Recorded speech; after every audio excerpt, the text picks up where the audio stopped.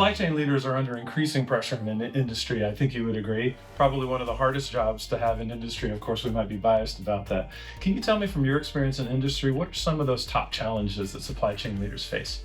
Well, look, I think that's an excellent question. And from within life sciences, I think over the last few years, we've seen a big shift in the sense of a dramatic increase in the degree of complexity.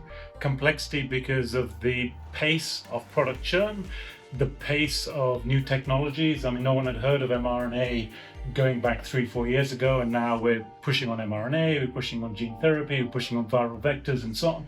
And also the complexity of the networks from a supply chain or an operations standpoint to deliver those products. So as supply chain leaders, we're having to deal with a much more complex situation than we had perhaps some years ago, for one. Two, increasing margin pressures within the industry as healthcare authorities and so on try to push down the price of health or the cost of healthcare. And of course, medicine's making up a big portion of that, puts pressure on the life sciences companies to do a better job of managing their costs.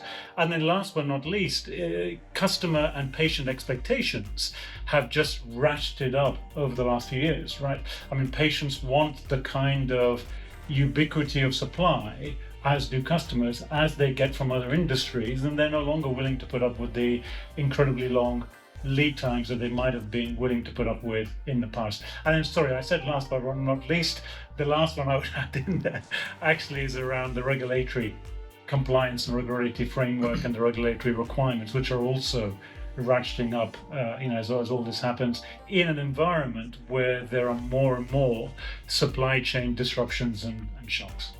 It is an irony, isn't it, in terms of customer expectation? The better served customers are, in many cases, those customers' expectations are reset to be higher. Patients are more and more well served. mRNA technology is an interesting example. They have demands of the healthcare system to be more cost efficient. All of that puts additional pressure on supply chain leaders, doesn't it? Exactly.